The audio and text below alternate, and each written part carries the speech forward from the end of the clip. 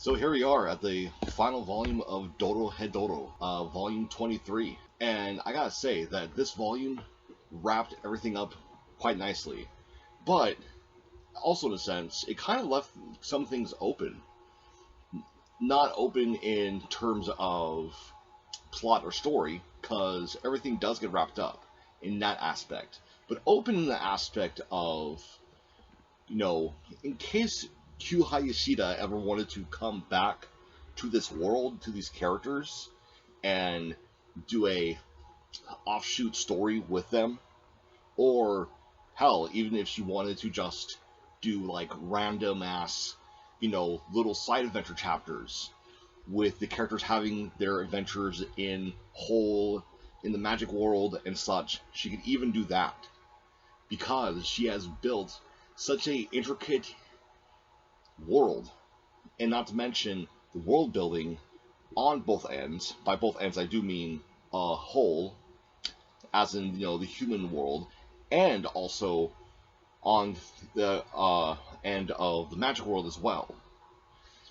Now, she could have easily just focused on one aspect, just one area, then left the other area kind of, up to our imaginations. It's like she could have made it to where whole was simply a backdrop, and then most of the world building was done in the magic world, or vice versa to that. But no, she made sure that we knew just how whole operated, and also we knew just how the magic world operated. Like in whole, we got explanation of the Day of the Dead, and the fact that a lot of people you see are victims of magic users. Then with the magic world, we got the Blue Night, which is a festival where magic users can come to agreement, become partners, or they can force another magic user into becoming a partner with them by going, to this thing called the Black House. And the Black House, of course, is a demonic manifestation, meaning that only things that are allowed in there are, Chidaruma, of course, and other devils. Well, more so magic users who became devils after going through the devil coursework, or devil training, whatever the fuck it's called. So, you have stuff like that. All this would have been done in vain if the characters weren't on point. And this is one of the few series where I can't pick a favorite character. Like, seriously. If you'd asked me what my favorite character was throughout reading this, you'd have gotten a different answer each single time. And probably through each single volume, too.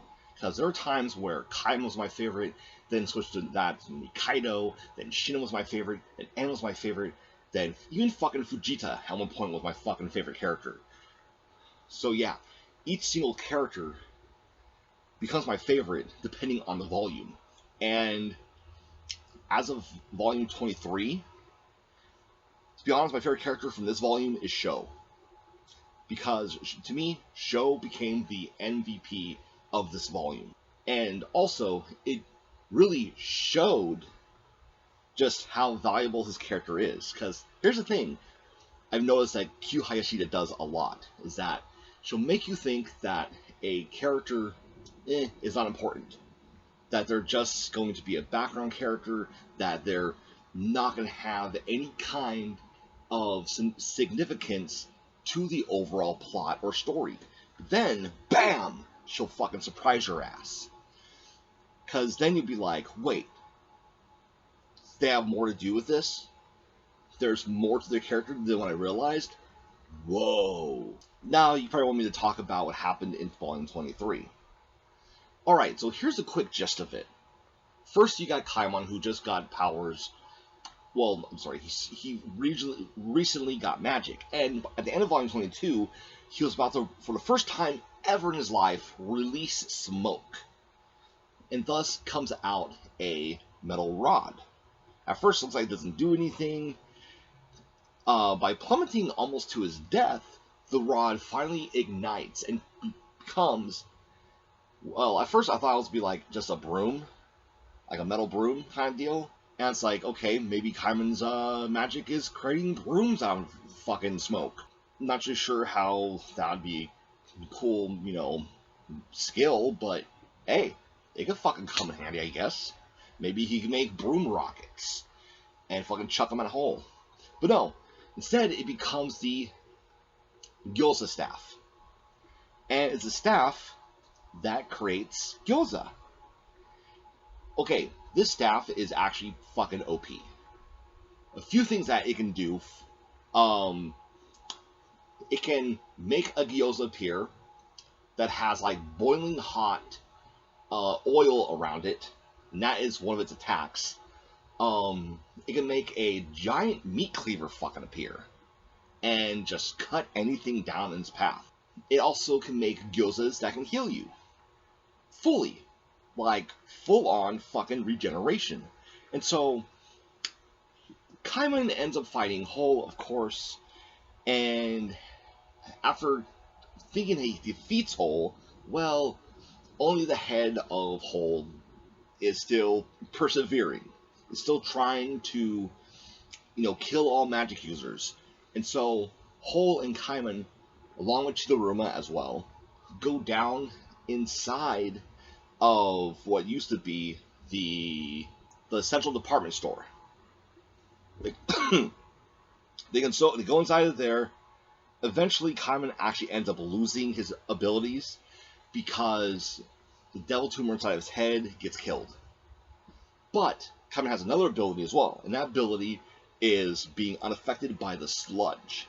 And so it gets to the point where Kaiman and Hole are both trying to basically take in each other's sludges. And it's a really cool double page spread where you see like Kaiman trying to just vacuum up sludge and take it away from Hole's, you know, gigantic fucking piece of that's missing right here. It's supposed to look like a big eye, I guess. It's kind of weird, and I'm not really good at explaining that. At the same time, Kaiman has like a hole in his stomach, and Hole is like vacuuming that out of him. But right before Kaiman is able to, you know, go through with his battle against Hole, inside of the hole that Hole freaking came out of, okay, before that happens, he gets to experience what life was like thousands of years ago, and how the ancient humans were all just brutally murdered by magic users. And these magic users weren't like doing magic like they're doing now, you know, kind of changing people here and there. No, they were like fucking scorching humans, freaking taking them on hangman rides. And by hangman rides, I mean they would put nooses around a human's neck and then just fucking ride off. While having the ride off on a broom, you know, and ride upwards, while the human is like dangling back and forth like a fucking windshine. So, yeah. Magic users back then were incredibly fucked up. So, it's no wonder why Hole, you know, completely hates magic users. And Kaiman comes to an understanding with Hole. Kaiman's like, yeah, you know what? I get where you're coming from. I fucking hate magic users too. You know, they fucked my life up. But Kaiman also realizes that he can't hate all magic users because his best friend, Nikkaido, is a magic user too. Well, granted, it's more like Nikkaido's now like one of the cross eyes, in a sense, to where, or Risu, where now she can't use her magic. Her magic has been done, it's complete, there's no more of it, she can't use it anymore. So now Nikkaido is more or less human. Granted, she probably still has, you know, smoke veins and a devil tumor inside of her head and all that jazz, but she's still, in respects of whether or not she can use magic, she can't. And that's why I would basically say that she's more or less human. Kind of like with, Risu and the Cross Eyes, or at least the surviving members, being Tetsuzo and those two guys, like them, I would consider them to be more human than anything else. But in order to talk about the defeat of Whole, I'm going to have to talk about the N family, as they're kind of quote-unquote surviving inside of N's gigantic mushroom body. And so now, as we know, Shin had proposed basically that they bring Shou back to life, because Shin believes that Shou is their 1% chance of hope of getting out of this shit alive. And he was correct, because here's the thing: Shou, alright, has his ability is not just invisibility. His magic ability is dematerialization, to where he becomes a living specter, and anything that is around him also becomes a living specter as well. Meaning that they become unintangible, meaning that anything, everything will fall away from them. Now, here's the thing with his magic, though, is that those closest to him will be affected the most. Those away from him will be affected the least. Long story short, everybody's affected. And N is dead. Again. N fucking died. Like, he died from basically producing way too much fucking smoke. But this time, N dies protecting his family. He doesn't die in vain. But I'll tell you guys right now, N does end up coming back to life again. And this is proven in the very last chapter of the story. Well, not the very, very last chapter, because that's like a special chapter, but in the last chapter, it is proven that N is alive. And yeah. So anyways, the first person to confront Whole again is Shin. And Shin almost gets controlled by Whole again. Basically, Kaiman deducts that everything that Whole can do essentially is magic. Everything. And in order to have magic, that it would need to have some kind of a devil tumor. So Shin ends up cutting Whole into pieces. And lo and behold, from all of those devil tumors and all the blood of the magic users and everything, yeah, there was a devil tumor. And with the store knife, Kaiman slices that devil tumor, that fake devil tumor, and Whole just fucking dies. It dies, and since Whole dies, okay, Kaiman gets his wish granted by the devils. Oh yeah, that was kind of like a funny moment. Kaiman thought he had killed Whole. The devils were like, dude, we still don't have our fucking powers back. We can't do anything. We gave all the rest of our powers to you, so we can't do anything. But the minute Whole actually is defeated, all the devils, they all go back to normal. They end up resurrecting Kawajiri and Nikkaido, who have been dead probably this entire time.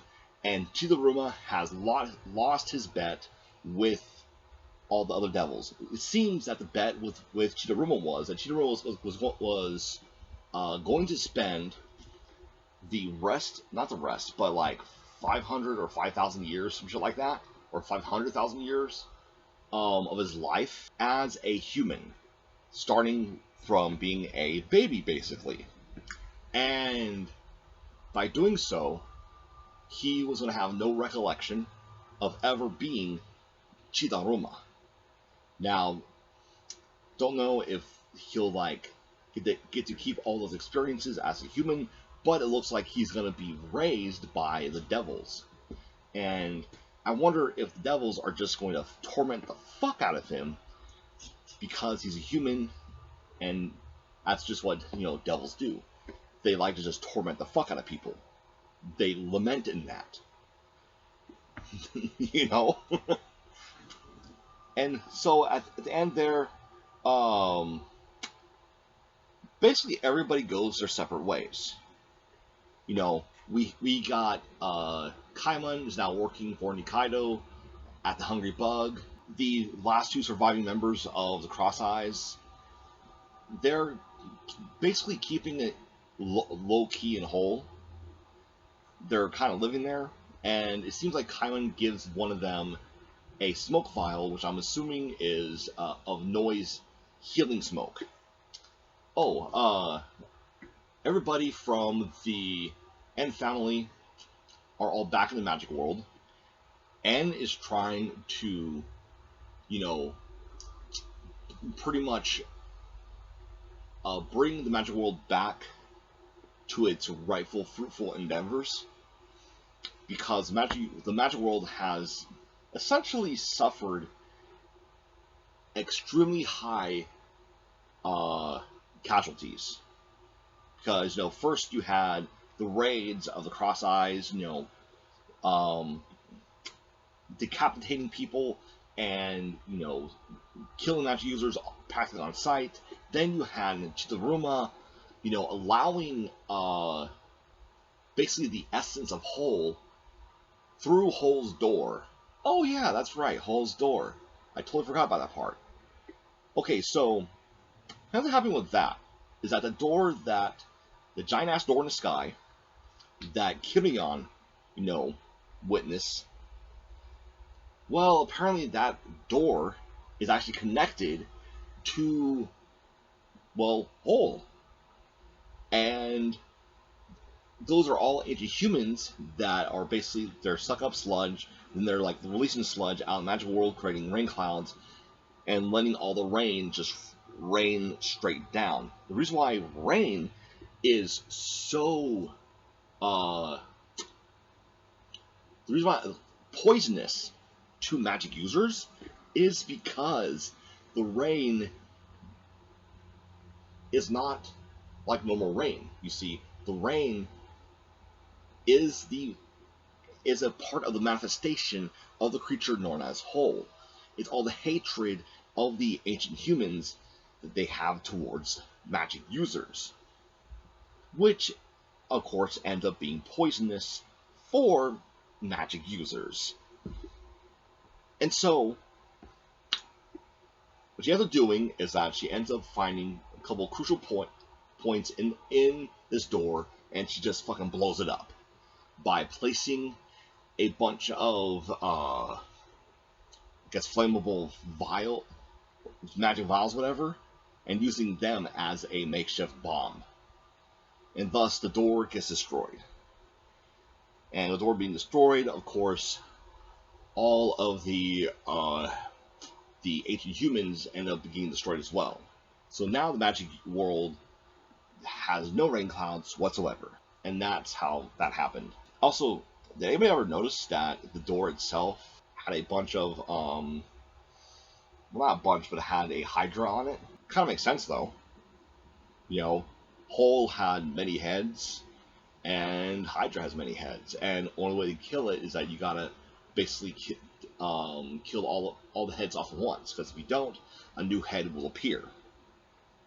Every head you kill, another one appears. And, oh yeah, so, one part that's kind of funny is that N kind of remembers about Nikkaido, but doesn't, but it seems like Shou is making it to where he's not remembering her.